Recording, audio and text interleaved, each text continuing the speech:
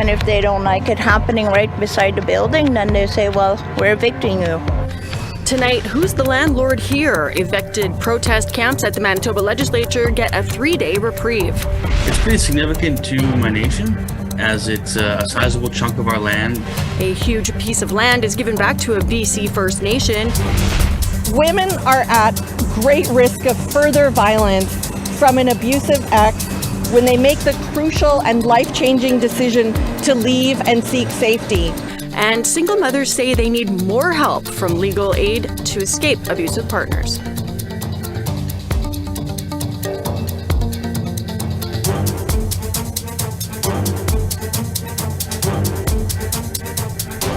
Good evening. Welcome to APTN National News. A Saskatchewan woman is facing charges in the United States and Canada. She's expected to be back on Canadian soil by the end of the day.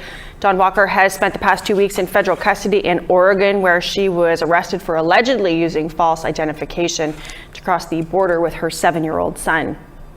According to the Canadian press, a U.S. judge was sympathetic to the 48-year-old author and chief executive officer of the Federation of Sovereign Indigenous Nations in Saskatchewan. A U.S. federal public defender told the court that Walker is the victim of intimate partner abuse and, as a result, has been diagnosed with post-traumatic stress disorder.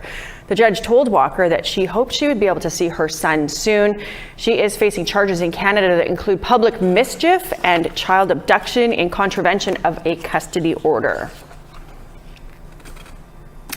Well, Michelle O'Bonsawin is one step closer to becoming a Supreme Court justice. The Ontario judge fielded questions from parliamentarians in Ottawa this afternoon.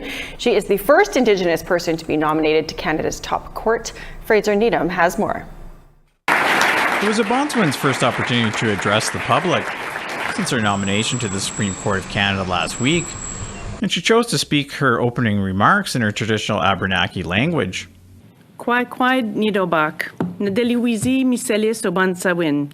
O'Bonsawin shared her story and how her background and experience make her a good fit for the Supreme Court. And here's what she had to say about the implementation of Gladue principles in legal representation and sentencing. And that comes back to education of judges, where it's important for everyone in the legal community, not just judges, but lawyers also, to understand what it means to represent an Indigenous person and to ask the questions, because unfortunately at times they'll take the client as they come and they don't ask more information about the index offense and what happens. O'Bonsawin also spoke about the high percentage of Indigenous women in Canadian prisons in response to a question from Senator Kim Pate. I think it was Dr. Zinger's last report that showed that Indigenous women are close to 50% of the incarceration rates, and we're less than 5% of the population. And you and I have worked on this in the past when you were with the Elizabeth Fry Society and I was general counsel at the Royal, where we would face these issues where we had Indigenous people in the system. I think that education is the key. And she had these words of advice for young Indigenous women thinking of pursuing a career in law and how far it might take them. But at the end of the day, if you work hard and your heart's in it, you could go and do what you want. And I'm hoping that young people, female Indigenous women also, will see that anything is possible if you set your mind to it. Fraser Needham, APTN National News, Ottawa. 2 camps located on the grounds of the Manitoba Legislative Building are up against an eviction notice, but well past their original deadline to vacate. The occupants say that they're going to stay put. Here's Sav Jones with more. Manitoba's legislature is the site of 2 camps. Both were waiting with bated breath as the deadline for their eviction neared. The East Side encampment was formed last May in response to the findings of unmarked graves at former residential school sites. They were set to be dismantled by 12 o'clock noon on August 23rd, but organizers decided to stay put for their cause, continuing their sacred fire until all residential school sites are searched and all unmarked graves are found. Let us be until all the sites are searched. Let us be here. Respect us being here. Respect our sacred fire going. The eviction order comes from the Manitoba government and is in line with the new legislation created earlier this year specifically regarding encampments on the legislative grounds. However, the occupants believe that their demonstration, its cultural purpose, and their need for peaceful healing should not be condemned if the province values reconciliation. Again, we're going to tell you where, we're going to tell you when, and we're going to tell you how to do your ceremonies, how to practice your culture. And if they don't like it happening right beside the building, then they say, well, we're evicting you. As the impending eviction loomed, the number of supporters for the camp grew. People waited peacefully, and an hour past the noon deadline for the camp to be dismantled, police were still not present. It became known that the Assembly of Manitoba Chiefs and the leader of the opposition party, Wab Kinew, called for a delay in the eviction of the encampment, stating that the eviction of any peaceful camp does not support reconciliation between the province and First Nations. The Assembly of Manitoba Chiefs have asked the province to hold off on this camp. And someone will be come from the Assembly of Manitoba Chiefs to come and talk to us. And in the meantime, they've asked the province to hold off. They now have until at least this Friday, August 26th, to leave the premises before the eviction is enforced. A small but encouraging win for the determined demonstrators. Sav Jonesa, APTN National News, Winnipeg. The problem of homelessness is across the country, and the city of Vancouver says efforts are underway to find shelter for members of the unhoused community following attempts to clear the Hastings tent city. Officials say the decision to remove the tent city was due to fire safety and sanitary concerns. It's located in Vancouver's downtown east side. The tent community was the home of dozens of unhoused and vulnerable people. Activists were quick to criticize the clearing. Officials now say efforts are in place to provide housing to the displaced by the clearing. Continues to engage regularly with people experiencing homelessness or at risk of homelessness along East Hastings, as well as the people staying in Crab Park and other locations around the city. Our outreach team works collaboratively with BC Housing's Coordinated Access and Assessment Team to identify candidates for suitable housing and shelter options and to support them in transitioning to those options. In addition, our outreach team works with individuals to provide rent supplements where those would be constructive. On top of housing efforts, the city is providing food, additional public washrooms, and mental health resources. Well, a 3-day hearing is underway in British Columbia's Supreme Court, where advocacy groups for single mothers are there challenging the provincial legal aid system. The Single Mothers Alliance launched the case 5 years ago and are represented by West Coast Leaf, an advocacy group that promotes equality at all levels of court. They say eligibility for legal aid does not meet the needs of low-income women, especially those within marginalized communities who are fleeing domestic violence. Single mothers can't earn more than around $29,000 in a two-person household if they are to qualify for legal aid. Raji Mangat with the West Coast Leaf says that means too many women are denied representation. Women are at great risk of further violence from an abusive ex when they make the crucial and life-changing decision to leave and seek safety. But too many are left without legal aid support at a time when the risk of violence and harassment is heightened, including when the court system itself is used to harass and intimidate. We Welcome First Nation celebrated the transfer of territorial lands back to the nation. The agreement with the province of BC is now a milestone in a lengthy treaty negotiation process. The land is going to help the First Nation meet its economic goals. Lee Wilson explains. We Welcome First Nation have been in treaty negotiations with the province of BC for 25 years. Earlier this month, the community celebrated as nearly 2,300 hectares of land located near Campbell River on Vancouver Island will be transferred back. We Welcome Chief Chris Roberts says this incremental treaty agreement is an accomplishment. And this is the first time we've had a significant agreement along the way of that treaty negotiation process. It's pretty significant to my nation, as it's a sizable chunk of our land back into our title ownership, and for us to be able to utilize as we see fit. According to the nation, the land was Crown land used in BC timber sales. We Welcome First Nation plan to continue operating it as forest land for the nation's benefit under their stewardship. Chief Chris Roberts shared, with such a lengthy treaty, band members were starting to lose faith in the process, but they see the land transfer as a major step forward in reconciliation with the province. He added the area is important for hunting and harvesting of plants and medicines, something they will consider as they manage the land. It's an opportunity to prove to ourselves as a people that we can walk the walk as well and manage the land base in a way that generates economic benefit to us, but also doesn't compromise our long-term values of stewardship and sustainability. Lee Wilson, APTN National News, Kitimat. We want to hear what you think about this or any of the stories that we bring you or the stories that we should be telling. Here's how you can reach us. Send your emails to news@aptn.ca. Leave a comment on our website, aptnnews.ca. You can also find us on Facebook, Twitter, Instagram, YouTube, and TikTok.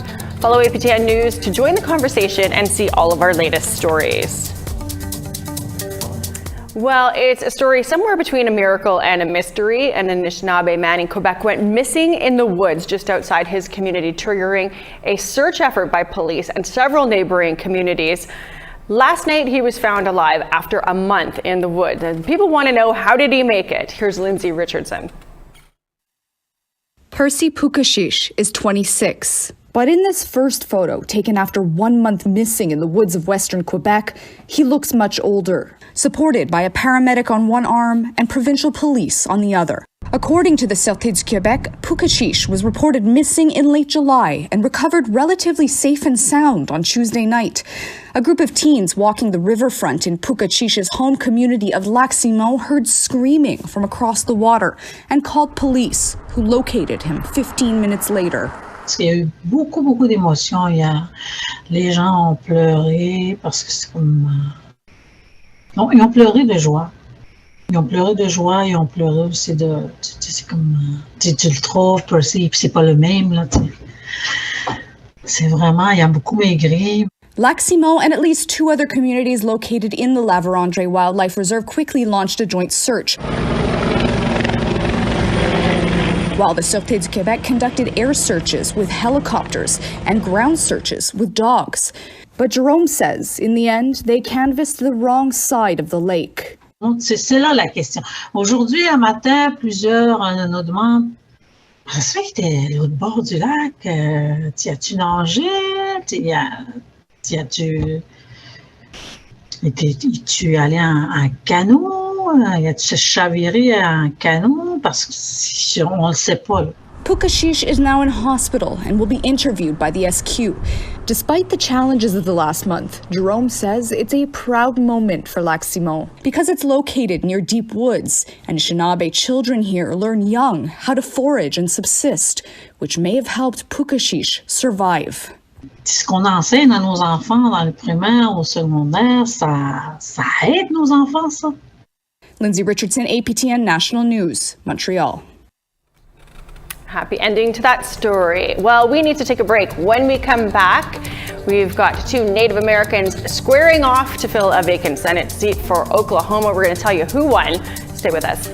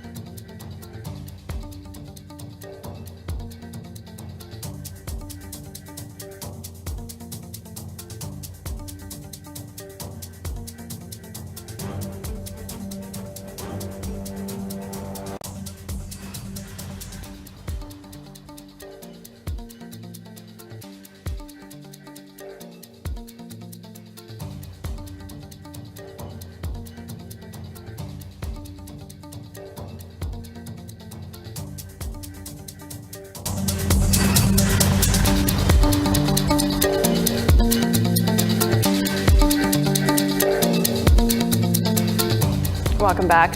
A filmmaker from the United States is reacting to the Academy Awards apology to Sacheen Littlefeather. In 1973, Native rights activist Sacheen Littlefeather made a short but poignant speech at the awards show wearing a buckskin dress and moccasins. She took to the stage in place of Best Actor winner Marlon Brando and explained that he could not accept the award because of the treatment of American Indians in the film industry. Littlefeather claims she was mocked and discriminated against for her speech.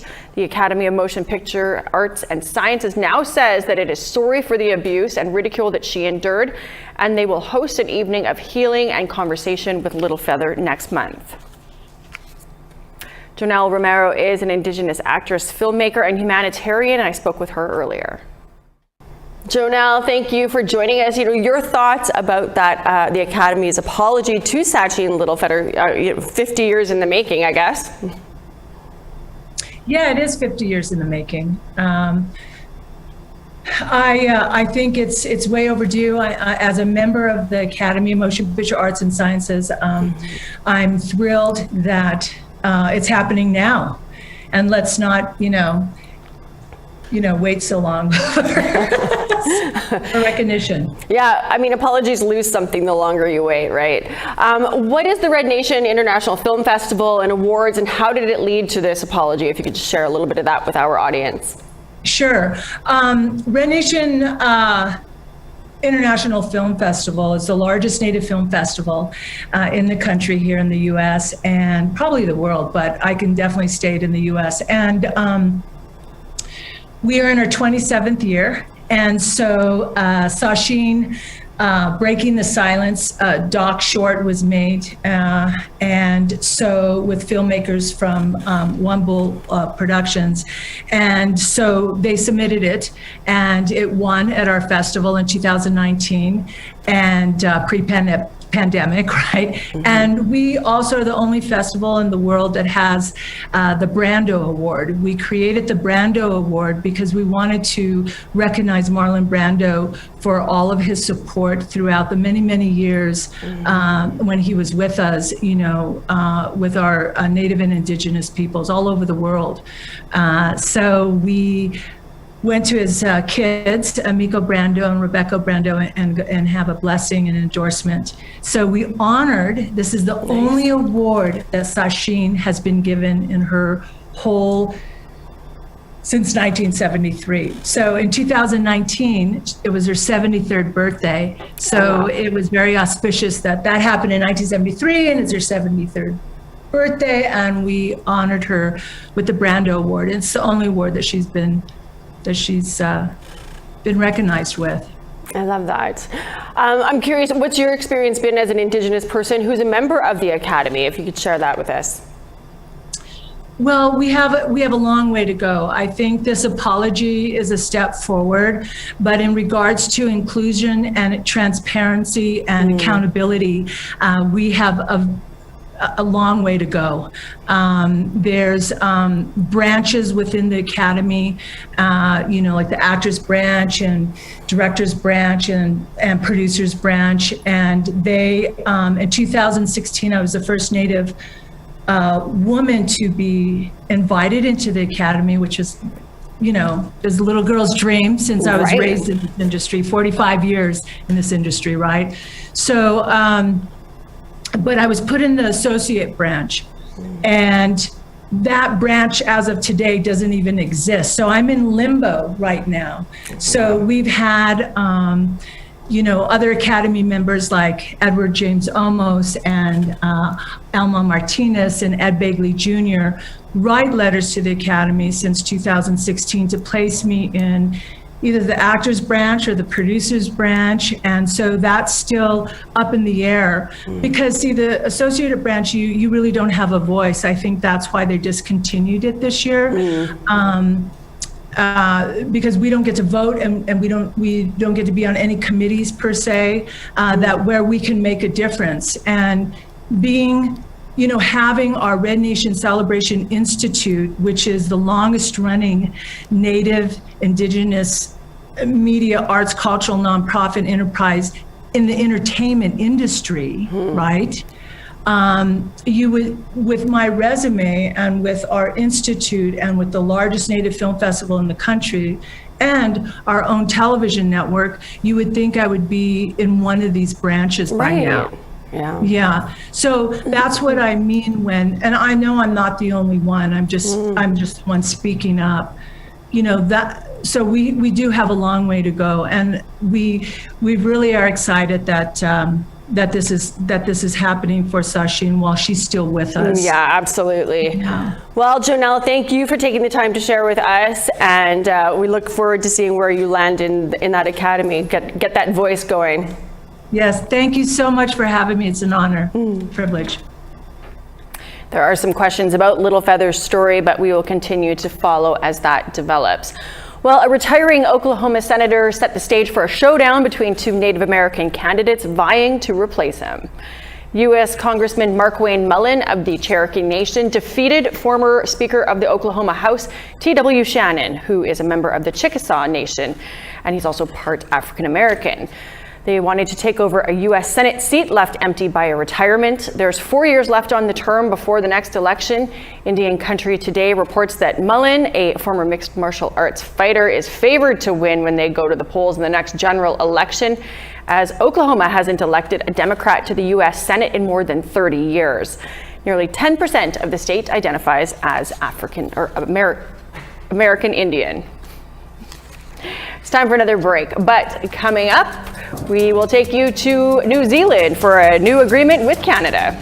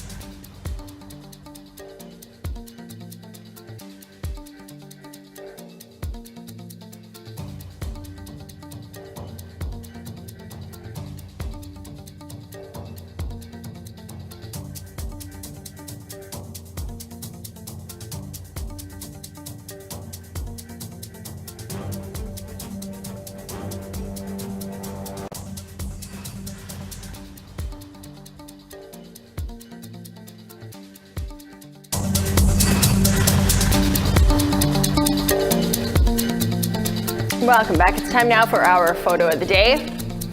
Desk in Slate Falls First Nation shared by Robin Fay. What a great shot there. You can send us your pictures to share at aptn.ca. Make sure you send a location and a description of what we'd be seeing. Now let's take a look at tomorrow's weather forecast. Cloud on the east coast, 26 for Charlottetown, 27 with a chance of showers for Halifax. Kuujjuaq, showers and 14 degrees, sunshine for you in Nain, 17. Settles 22 and sunny skies. Saint-Jovite 24 and sunshine. 23 and sunny for Ottawa. Sault Ste. Marie showers, 19 degrees expected there. Sunny and 21 for Sault Lookout. Kapuskasing showers and 15. 17 and showers for Thompson, Puckatawagan, mix of sun and cloud, 22 degrees. Sunshine and 24 for Winnipeg, 29 and sunny for Dauphin. Lots of sun in southern Saskatchewan, 28 for North Battleford and Saskatoon. 29 and sunshine for Buffalo Narrows, 28 and sunny for LaRange and Meadow Lake. Hot and sunny in northern Alberta, 30 for Fort Chip, 31 for Peace River. 19 and chance of showers for Lethbridge, 23 and sunny for Calgary. 33 and sunshine for Kamloops, 26 and sunny for Vancouver. Showers for Prince Rupert, 17 degrees, 30 and sunny in Fort Nelson. Beaver Creek, 17 and sunny. Showers expected for Whitehorse, 17 degrees there. Boise, 27 and sunshine. Norman Wells, 19 and showers. Fort McPherson, 20 and sunny. Paulatuk, mix of sun and cloud, 18 degrees expected there. Chesterfield, mix of sun and cloud, 10 degrees. Arviat, sunshine, 18 degrees. Clyde River, 3 with maybe some flurries. Arctic Bay, 7 and sunshine.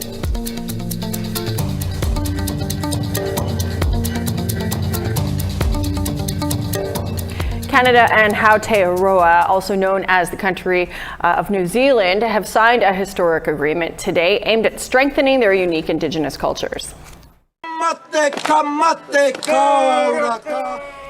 That, of course, is the haka, the traditional dance of the Maori. The two countries signed a collaboration agreement that advanced a shared commitment to Indigenous culture.